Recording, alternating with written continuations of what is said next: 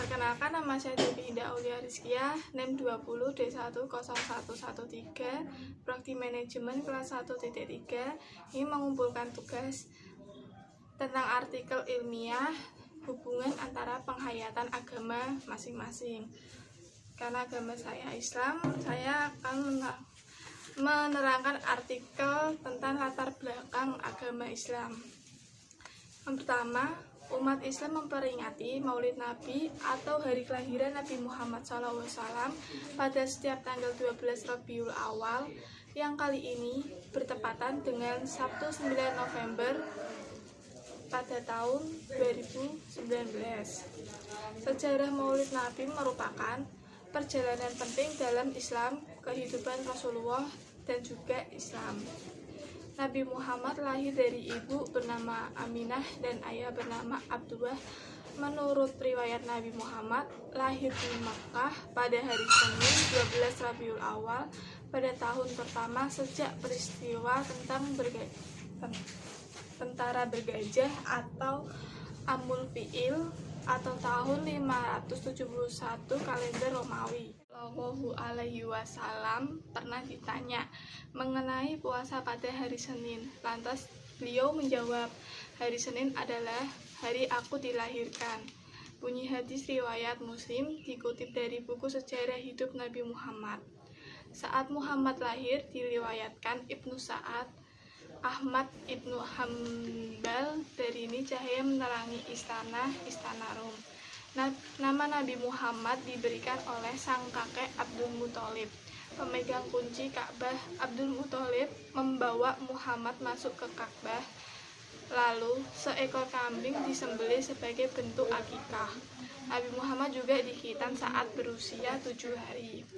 Nabi Muhammad tumbuh sebagai seorang yatim. Ayahnya meninggal saat beliau genap berusia 3 tahun. Nabi Muhammad lalu menerima wahyu pertama saat usia 40 tahun di Gua Hiro. Ada 4 sifat yang dimiliki Nabi Muhammad. Yang pertama, sifat dapat dipercaya.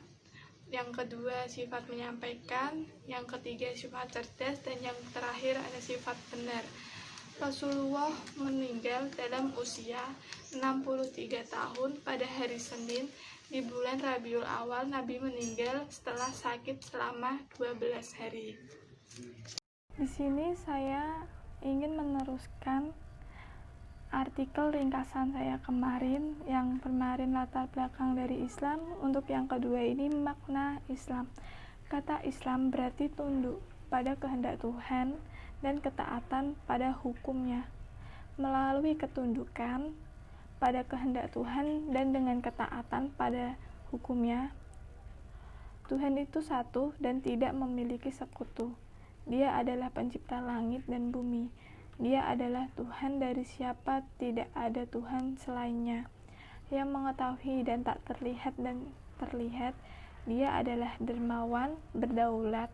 Dia adalah penyayang, maha penyayang, Tuhan yang berdaulat. Dia adalah Allah pencipta, pembentuk dari ketiadaan. Dia adalah nama yang terindah. Semua yang ada di surga dan bumi memuliakan Dia, dan Dia adalah yang maha kuasa, yang bijaksana.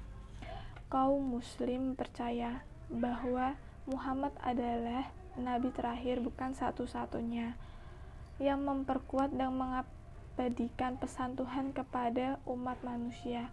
Pesan ini diturunkan oleh Tuhan kepada banyak nabi dan berbagai bangsa. Al-Quran terdiri dari 114 surat atau bab yang berisi 6.616 ayat. Al-Quran telah disimpan dalam bahasa Arab asli, baik dalam bentuk tulisan maupun ingatan selama 1400 tahun terakhir. Al-Quran memberi Nabi 4 peran yang berbeda. Untuk peran yang pertama itu menjelaskan tentang Al-Quran. Untuk peran yang kedua itu legislator. Untuk peran yang ketiga yang harus ditaati. Untuk yang keempat model perilaku muslim. Dalam Islam itu memiliki 5 rukun Islam. Syahadat pertama ini mengucapkan 2 kalimat syahadat wajib hukumnya bagi seseorang yang ingin menjadi muslim. Untuk syahadat bacaannya sendiri, asyhadu alla ilaha illallah wa asyhadu anna muhammadar rasulullah. Jika seorang non-muslim ingin masuk Islam harus membaca 2 kalimat syahadat bacaan tersebut. Untuk yang nomor 2, mendirikan sholat. Sebagai seorang muslim wajib melaksanakan sholat 5 waktu dan tidak boleh ada yang bolong sama sekali. Itu kewajiban seorang muslim untuk rukun Islam yang kedua. Untuk rukun Islam yang ketiga itu berpuasa di bulan Ramadan. Setiap muslim wajib berpuasa selama 1 bulan penuh di bulan Ramadan. Tujuannya untuk mencapai ketakwaan kepada Allah Subhanahu wa Ta'ala. Untuk rukun Islam yang keempat, menunaikan zakat.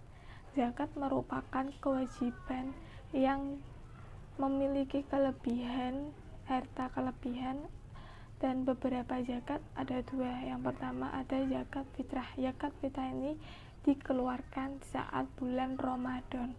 Untuk zakat yang kedua, zakat mal. Zakat yang dikeluarkan berdasarkan hasil penghasilan atau harta yang dimiliki kita.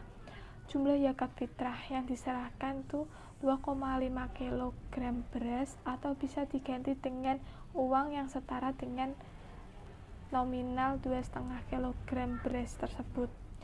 Dan untuk zakat mal bisa diperkirakannya dengan menyerahkan 2,5% dari harta yang diperoleh dari penghasilan kita. Untuk yang kelima, rukun Islam haji yang terakhir, bagi yang mampu. Ini untuk hasil ringkasan terakhir dari artikel saya dari konsep kebenaran Islam. Islam diartikan sebagai memerintahkan yang baik dan melarang kejahatan dengan iman kepada Tuhan. Quran 2 ayat 142 sampai 110. Keyakinan kepada Tuhan yang kinerja amal saleh. Al-Quran menyatakan manusia sebagai yang paling mulia dari semua makhluk, namun mereka turun dari yang rendah. Quran ayat 95 sampai 488. Kecuali mereka menganggap diri mereka sendiri melalui iman dan perbuatan baik.